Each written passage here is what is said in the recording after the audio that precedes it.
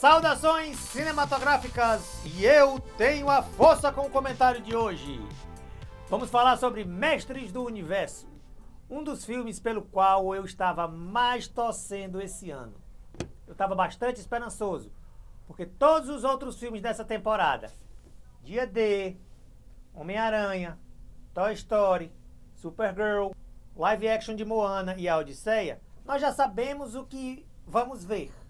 Enquanto que Mestres do Universo era uma total incógnita. Travis Knight foi a escolha certa para comandar essa produção, porque já provou saber lidar com nostalgia sem depender apenas dela. Bumblebee, filme dirigido por ele, tinha coração, clareza visual e respeito por uma franquia antiga. Isso é muito importante. Em Mestres do Universo, ele parece repetir a estratégia. Ele deu emoção humana a um universo que poderia facilmente virar apenas fantasia digital barulhenta. A direção tem que resolver um desafio enorme. Ele teve que fazer a Eternia parecer fantástica sem parecer artificial. O tom ideal fica entre a espada e a feitiçaria.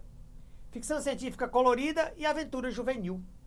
O universo de He-Man sempre foi uma mistura estranha. Bárbaros, magia, tecnologia, monstros, castelos, naves e robôs. O filme consegue abraçar essa excentricidade, com críticas destacando justamente a presença da nostalgia dos anos 80. As batalhas robóticas, as espaçonaves e fantasias em exagero. Isso é positivo, porque Mestres do Universo não deve tentar parecer realista. A franquia funciona melhor quando assume sua identidade absurda e grandiosa. Além do mais, Mestres do Universo tem um desafio triplo, na minha opinião. Ele tem a obrigação de homenagear o desenho dos anos 80, corrigir a desgraça que foi o filme de 87 e lançar uma nova franquia a ser aceita pelo público. O resultado é mais bem sucedido como aventura nostálgica e colorida do que como grande obra dramática. O filme de 87 era limitado e muito preso à terra. O de 2026 tenta corrigir isso, ampliando a Eternia, assumindo a mitologia e usando os efeitos de blockbuster moderno. O filme tem Nicolas Galitzini como Adam He-Man. Ele não fez feio não, mas decepcionou um pouquinho. A brasileira Camila Mendes como Tila, que é a melhor do núcleo dos heróis. Idris Elba, sem comentários, como Duncan. Jared Leto como Esqueleto, que é o melhor do núcleo dos vilões e um dos melhores do filme. Alison Brie como Maligna, que também está bem. E Morena Baccarin, que também é brasileira, como a Feiticeira. Apesar do pouco tempo de trama, tá muito legal ela também. A trama coloca Adam retornando à Eternia após anos afastado, encontrando seu reino totalmente destruído e dominado por Esqueleto e tendo que aceitar o seu destino como He-Man. Travis Knight optou por tentar mostrar a diferença entre força e poder. He-Man não é apenas o mais forte. A narrativa insiste que a força física só ganha sentido quando se submete a uma ética. Proteger, restaurar, unir e sacrificar. Esqueleto representa o oposto. Poder como posse, domínio e ressentimento. Ele quer Grayskull como um instrumento de controle. O filme não reinventa a jornada do herói. Ele a executa de forma direta. Isso é força e fraqueza. Funciona porque He-Man sempre foi muito simples. Quase um arquetípico. Mas também limita a surpresa. A história avança por etapas previsíveis. O diretor também vem de Bumblebee e isso parece uma tentativa de equilibrar o espetáculo com um pouco de afeto. Ele não trata o material como piada pura, mas também não tenta torná-lo sombrio demais. Deveria em alguns pontos. O tom é familiar, heróico e autoconsciente. A recepção deste filme está dividido, mas melhor do que se poderia esperar para uma franquia difícil.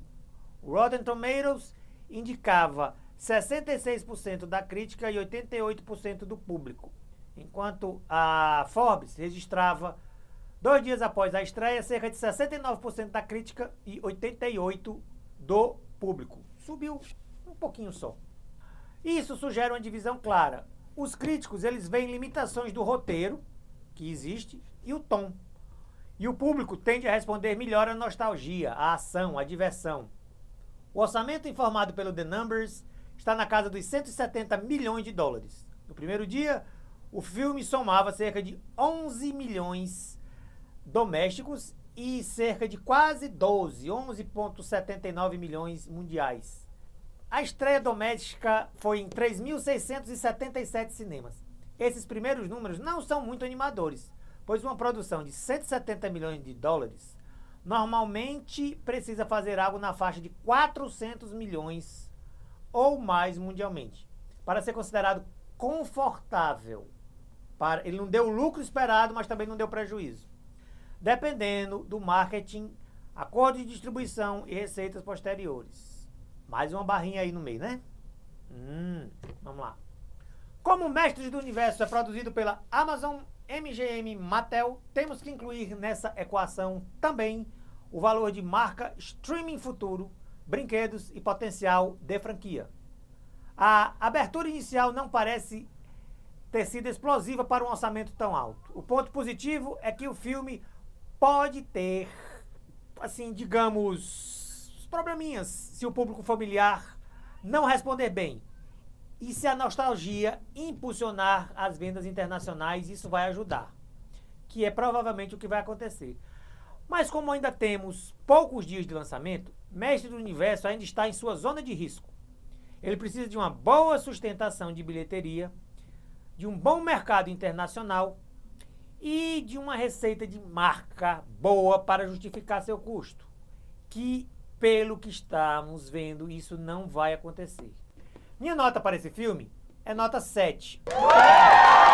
E não deixe de nos acompanhar aqui no @louco_por_cinema_original, onde toda sexta-feira, ao meio-dia, tem vídeo novo. Vá lá, se inscreva, acione o sininho para ser avisado toda vez que sai um vídeo novo. Estamos também lá na internet, no www.loucoporcinema.com.br, com nossas críticas semanais e com a coluna Clássicos da Semana. E também na Jovem Pan News Fortaleza 92,9 no programa Pan News em Revista, primeira edição, toda sexta-feira, a partir das 10h30, com as dicas do melhor do final de semana nos cinemas da nossa cidade. Fiquem todos com a força, com Deus e até os nossos próximos encontros. E corta!